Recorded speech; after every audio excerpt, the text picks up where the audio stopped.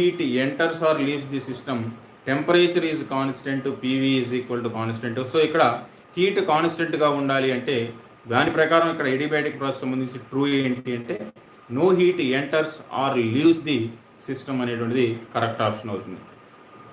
Next 6th one, du plus dw is equal to 0.